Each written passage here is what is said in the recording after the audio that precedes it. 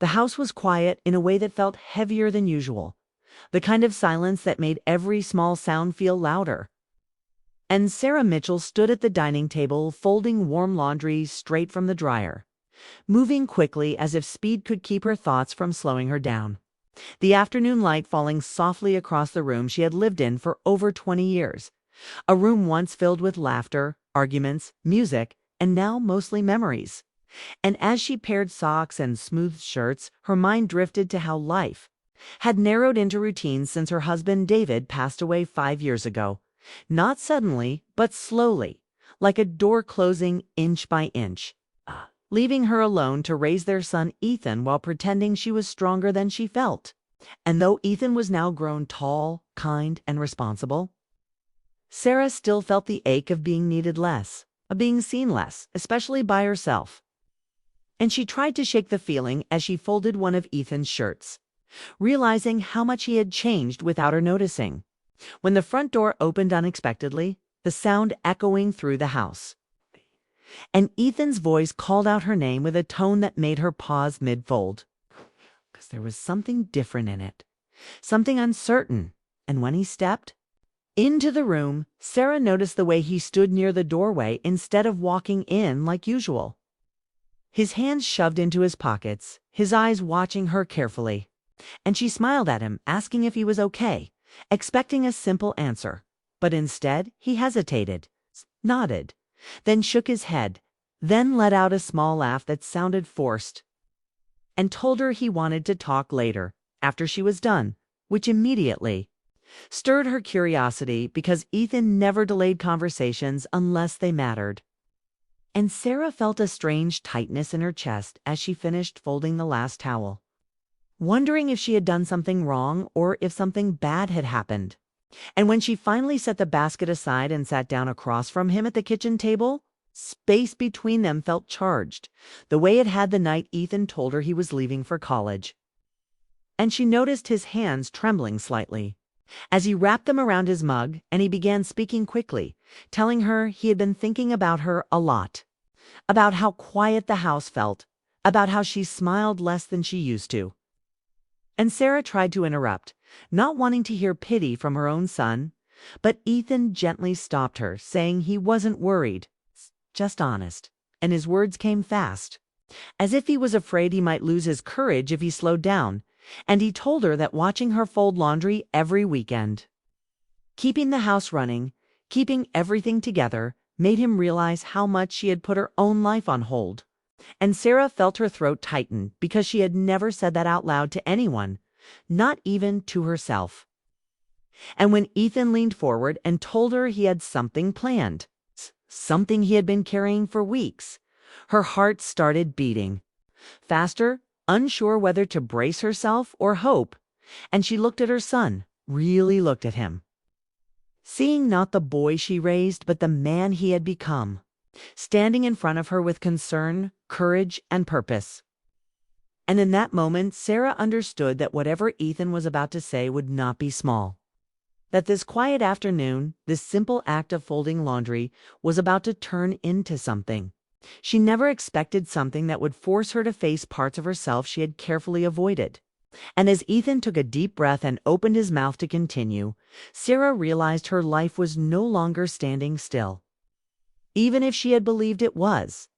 Asterisk, they sat at the kitchen table with mugs of tea growing cold between them, and Sarah could feel her pulse in her ears as Ethan leaned forward and began talking fast, like he was afraid the moment might slip away if he paused, telling her he had been watching her more closely than she realized, noticing how she filled every quiet space with chores, how she avoided evenings out, how she smiled for him but went silent when she thought no one was looking. And his honesty caught her off guard because she had spent years convincing herself she was fine. And before she could brush it off, Ethan stood up and walked to the hallway, returning with an envelope and a small box that looked older than the rest of the house. And when he placed them in front of her, Sarah felt her breath hitch, because something about them carried weight, and Ethan spoke gently, explaining that the letter was from his father, written during the last weeks when hope still lived quietly in the corners of the room. And Sarah's hands trembled as she opened it, the familiar handwriting pulling her back to late nights, shared jokes, and promises whispered without knowing they would become memories. And the letter spoke of love without sadness, of gratitude for the life they built, and of a wish that Sarah would not turn her heart into a closed room. And as she read, tears slid down her cheeks. Not sharp but steady, and Ethan watched her carefully, letting her feel everything without interruption. And when she opened the box, she found a simple silver necklace, worn but elegant, and Ethan explained it had been meant for her. Something his father wanted her to wear when she was ready to feel like herself again. And Sarah pressed the necklace into her palm, overwhelmed by the thought that David had believed in a future she was too afraid to imagine.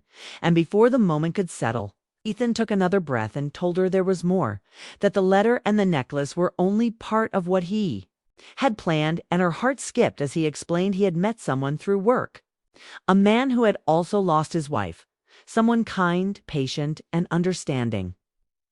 And Sarah's first instinct was to resist, to protect the quiet shell she had built around her life. But Ethan spoke with calm confidence, saying he wasn't trying to replace anyone, only to open a door she had kept locked. And as he talked, Sarah felt a mix of fear and curiosity rising together, because it had been so long since anyone had seen her as more than a mother or a widow. And when Ethan said he wanted her to meet this man, not as an obligation, but as a choice, she realized her son wasn't pushing her forward, but standing beside her, and the room felt different, lighter, as if the air itself had shifted. And Sarah finally nodded, not because she was certain, but because, for the first time in years, she felt something close to possibility. And as Ethan smiled with quiet relief, she understood that the surprise wasn't just what he had given her, but the reminder that her life still had room to grow, even after loss, even after years of silence. And that realization stayed with her long after the mugs of tea were cleared from the table.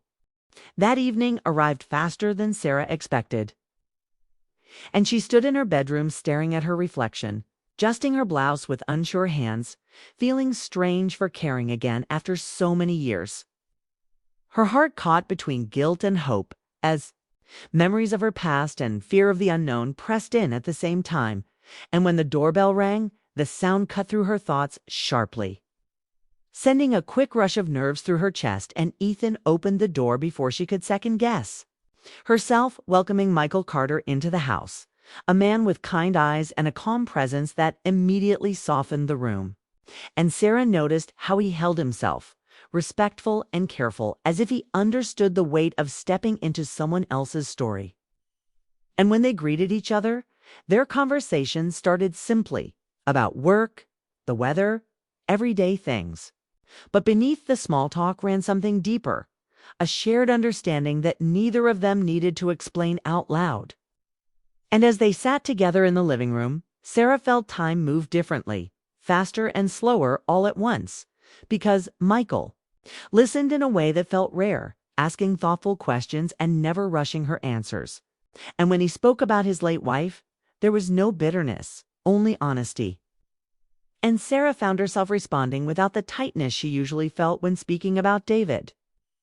Surprised by how natural it felt to share pieces of her life she had kept guarded for years, and Ethan moved quietly in and out of the room, giving them space, watching from a distance with careful hope.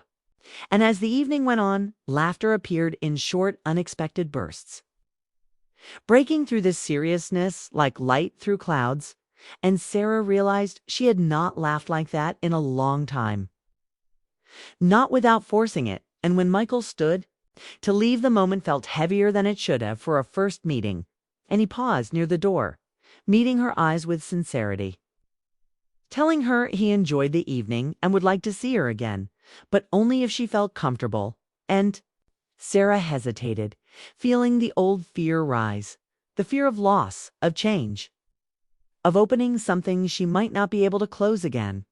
But she also felt something else, a quiet pull toward connection, and she nodded, offering a soft smile that surprised even herself. And after the door closed behind him, the house returned to its familiar silence, but it no longer felt empty. And as Sarah stood alone in the living room, the weight of what she had agreed to settled in, bringing both warmth and uncertainty. And she understood that meeting Michael was not the end of her grief or the start of a new love yet, but it was a step forward, and that step, small as it seemed, had already shifted something inside her, leaving her to wonder whether she was truly ready to begin again, or if she was only standing at the edge of something that would test her heart in ways she could not predict. The next morning, Sarah woke to sunlight spilling across her bedroom. And for the first time in years, the house felt alive with quiet promise rather than emptiness. And as she moved through her morning routine, folding laundry that still smelled faintly of fabric softener, she touched the silver necklace Ethan had given her, its cool weight grounding her in a sense of possibility. And when Ethan walked into the room with his usual cheerful energy, asking how she felt after meeting Michael, Sarah found herself smiling, openly, a smile that reached her eyes and carried a warmth she hadn't realized she had missed. And she told him honestly that she felt lighter, as if a door she had kept closed for too long had quietly swung open. And Ethan grinned, pleased, proud not only of the introduction, but of the fact that his mother was willing to let life in again. And later that week, Sarah met Michael. For coffee, then walks in the park, then shared quiet dinners filled with conversation that moved from small talk to meaningful moments. And with each meeting, she discovered layers of connection she hadn't expected, noticing his attentiveness, his ability to listen without judgment, his gentle humor, and his kindness toward her son, which warmed her heart even more. And slowly, the fear that had held her back began to soften, replaced by curiosity, hope, and a cautious excitement. And as the days passed, Sarah reflected on David's letter repeatedly, the words echoing in her mind. Love doesn't disappear. It changes shape. She realized he had been right all along. Grief was not a cage, but a chapter, and the love she had once known could transform into a readiness to embrace life again without guilt or hesitation. And one evening, as the sun dipped below the horizon, painting the sky with orange and pink hues, she stood by the window, looking out over the quiet street, the necklace glinting softly at her collarbone, and she felt a profound sense of peace, knowing that she had survived loss and was now choosing to welcome joy, companionship, and perhaps love, not as a replacement of the past, but as an addition to her story. And Ethan's presence in the background reminded her that her family was whole in new ways, and he often watched her with subtle pride, happy to see her embracing life rather than holding back. And Sarah knew that this journey was not a straight line, that moments of doubt and sorrow would still visit. But she also knew she could handle them with strength she hadn't trusted in years. And in the quiet of her home, with laundry folded, tea cooling on the counter, and a new chapter beginning, Sarah smiled genuinely, realizing the true surprise her son had given her was the chance to feel alive again, to love and be loved without fear.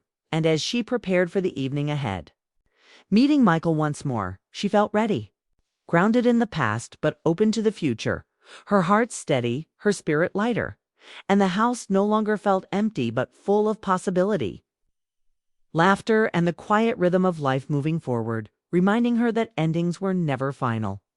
And every fold of laundry, every shared conversation, every kind gesture was part of a story still being written, one where love could return gently, respectfully, and at exactly the right time. And Sarah knew now that the surprise she had never expected had changed everything.